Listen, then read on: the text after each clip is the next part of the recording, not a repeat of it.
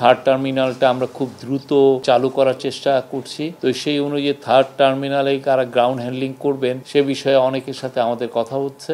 সেই আলোকে এই মেনজিসের সাথেও কথা হয়েছে। প্রফেসর ইউনুস আমাদের চিফ অ্যাডভাইজার একটা টিম একটা সহ বাংলাদেশে একটা ডেলিগেশন হিথ্রোতে ল্যান্ড করেন। হিথ্রোতে ল্যান্ড করার পরে আমরা 10টার দিকে আমরা হোটেলে আসি। 10টার থেকে 12টা পর্যন্ত উনি বিশ্রামে ছিলেন। 12টার থেকে ওনার একটানা মিটিং ছিল।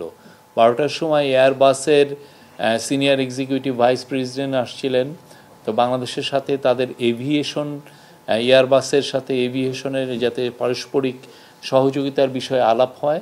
তারপরে 12:30 মেনজিস হচ্ছে ওয়ার্ল্ডের লার্জেস্ট গ্রাউন্ড হ্যান্ডলার এয়ারপোর্টগুলোতে। তারা ওয়ার্ল্ডের 350 এয়ারপোর্টে কাজ করে। তাদের সাথে ওই এভিয়েশন সংক্রান্ত বিষয়ে আলাপ হয়।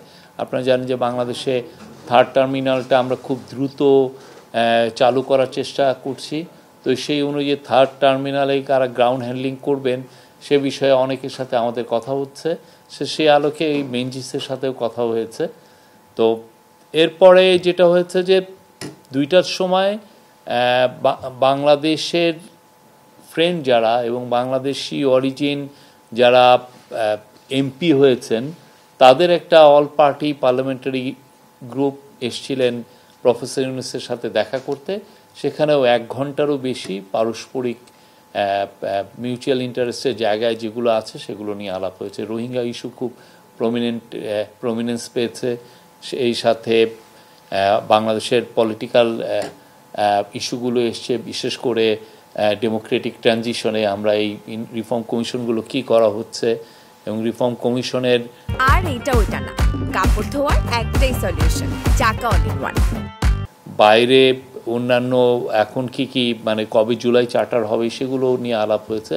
এবং বাংলাদেশের এই 10 মাসে আমাদের কি অ্যাচিভমেন্ট, আমাদের এই গভর্নমেন্ট ইকোনমিক কি অ্যাচিভমেন্ট আছে সেগুলো নিয়েও অনেক আলাপ হয়েছে। তো এটা খুবই সৌহার্দ্যপূর্ণ আলাপ ছিল। তারা অনেকগুলো কোশ্চেন করেছেন, চিফ অ্যাডভাইজার প্রত্যেকটা কোশ্চেনের উত্তর দিয়েছেন। এবং এরপরে একটু পরে কমনওয়েলথের সেক্রেটারি জেনারেল আসবেন, তার সাথে চিফ অ্যাডভাইজারের একটা মিটিং আছে। এটা 5:30টায় শুরু হবে। তো আজকে এটাই আমাদের কার্যক্রম।